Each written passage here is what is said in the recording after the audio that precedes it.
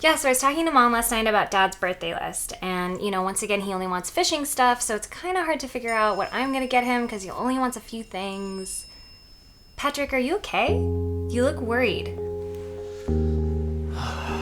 It's nothing. You can tell me what's wrong. Okay, this might sound a little crazy, but something's really been on my mind lately. Alright, where to start? I am fascinated by the DC and Marvel universes. They are massive fictional worlds that have been shaped by hundreds of writers and artists over nearly 100 years. Now, aside from the characters that populate them, there is one major difference between the two universes. The Marvel universe is meant to be our world. The superheroes live in real cities, current events are the same, and the stories are meant to feel like they're happening right outside our window. But the DC universe is distinctly not our world. Batman lives in Gotham City, Superman in Metropolis, and obviously, those places don't exist. And this is where my weird obsession begins. I'm here in Battery Park at the southwestern tip of Manhattan. Over there, across the river, that's New Jersey. Now, in the DC universe, New York still exists, but about 100 miles that way is Gotham City. And less than 100 miles from that is Metropolis, probably in Delaware. And that isn't too far from Washington, D.C.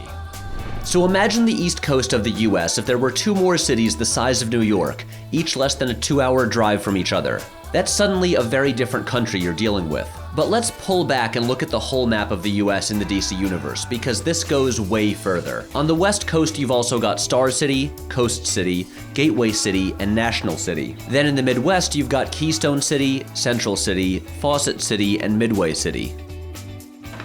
So let's dig into this. If these cities all existed within the US and had been around for a couple hundred years, that would radically alter the fabric of American culture and history. The populations of several states would be completely different. It would add millions of people to New Jersey and Delaware, and it would diminish the cultural significance of New York and LA, since they'd no longer be the largest metropolitan areas on each coast.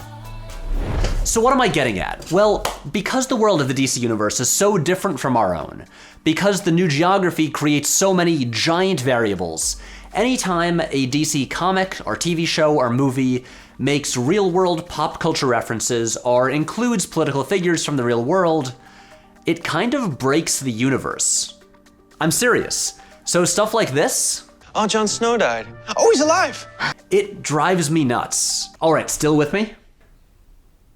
Yep. Great, moving on. So what's my problem with this? Why do I find harmless little pop culture references not so harmless at all? Well, All-Star Superman is one of my favorite comics. In my opinion, it's the best Superman story ever published. But there's one moment in it that has always bugged me. It's when the unknown Superman of 4500 AD appears to Lois Lane via hologram and asks her, who was J-Lo? It is somehow easier for me to accept that Superman has a key to the Fortress of Solitude that weighs 500,000 tons and is made of dwarf star material than that Jennifer Lopez is also a celebrity in the DC universe and in 2001 released an album called J-Lo. But in this world, due to the proximity of Gotham and Metropolis to New York, the music industry would almost certainly turn out differently. Bands and artists from those other cities might have gotten record deals that, in the real world, went to people from New York. The 90s East Coast-West Coast hip-hop rivalry would go very differently with several additional cities in the mix. Maybe Sean Combs never started Bad Boy Records, never dated Jennifer Lopez, and never produced her debut album. Maybe Epic Records got bought out by a label from Metropolis years earlier. The deeper you dig, the more questions arise. Like, if Bruce Springsteen is from New Jersey, when he was starting out in his career, he would probably move to Gotham instead of New York.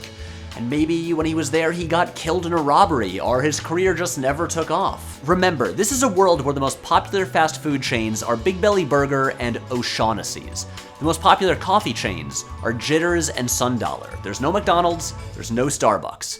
In addition to real-life sports teams, there are teams from Gotham, Metropolis, and a bunch of other fictional cities. Lex Luthor owns one of the major TV news networks. So when you look at all of this, you can see why I find it a bit of a stretch that somehow in this world, popular culture just turned out exactly the same as in ours. So like, Batman v Superman has way bigger problems than this, but it still really bugs me when, in that universe, their TV news anchors are just the exact same as in the real world. Despite how totally different much of that world is, The Daily Show still exists, and Jon Stewart still hosted it. But it gets really weird when you get into politics. For years, the DC universe just used whatever president existed in the real world at the time. So you've got Nixon, Ford, Carter, Reagan, Bush, and Clinton, until Lex Luthor won the 2000 election and became the new president of the United States. Now, if you ask me, this is the kind of thing that should have happened way earlier, because consider how different the country's political landscape would be with the DCU's geography. Huge new cities adding millions of new voters, changing the demographics of states and impacting what senators, congresspeople, and governors got elected. There are so many new variables here that it's absurd to imagine politics would just turn out exactly the same as in our world. So, Lex Luthor, the richest, most powerful man in America, who had recently rebuilt Gotham City after it was ravaged by an earthquake, having him get elected president seems way more consistent with the internal logic of this world than just shrugging and saying, I don't know, Bush won. And it seemed like here, the writers at DC realized the opportunity they had been missing all those years, and switched to having fictional characters as president, creating this whole political landscape native to the DC universe. When Luthor got impeached, he was replaced by Pete Ross. After Ross resigned, Jonathan Horne became president.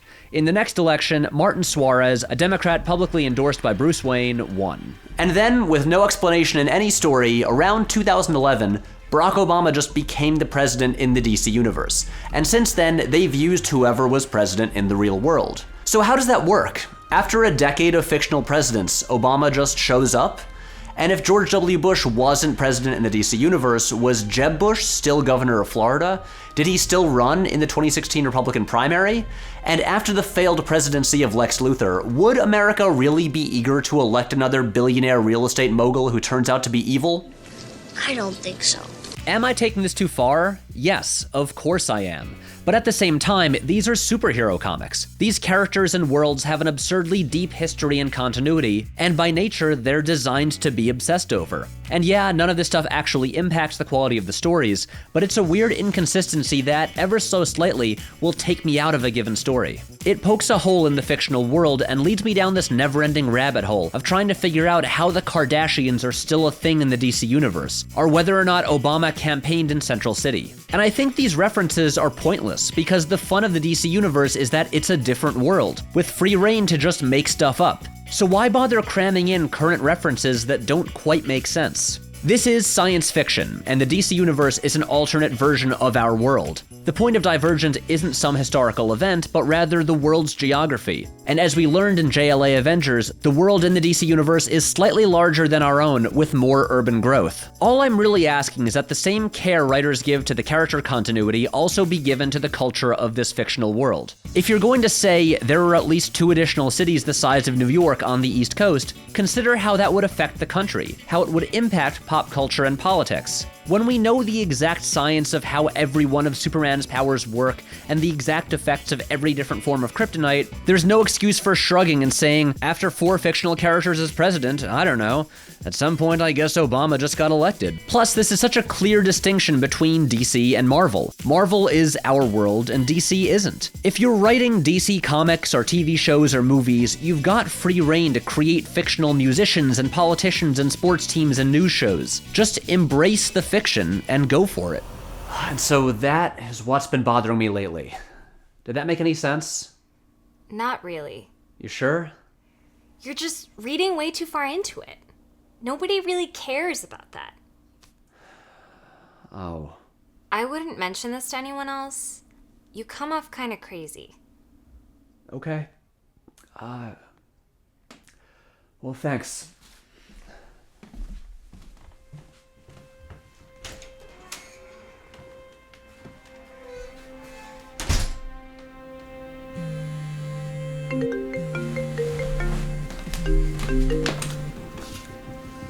Yeah?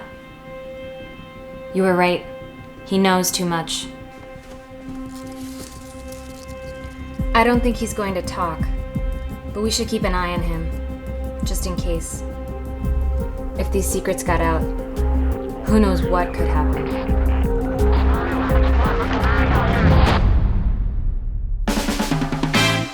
Hey guys, thank you for watching this truly deeply nerdy video that took longer to make than it was supposed to. And special thanks to my sister Mary for her great guest appearance. Now, if you missed the announcement, Matt, Jake, and I recently launched a podcast called We Heart Hartnett, where it explores the filmography of the actor Josh Hartnett movie by movie. If that sounds like a weird idea, it is. And so you should really check it out. There's a link in the description. New episodes every Tuesday. If you like the videos we're making, and you want to help us make more of them and make them better, you should check out the Patreon. If you want to yell at me about things and get updates on the things that we're working on, follow me in all the social media links, and I'll see you not Wednesday. Might take another day or so, but I'll see you video, in less than 7 days. Bye.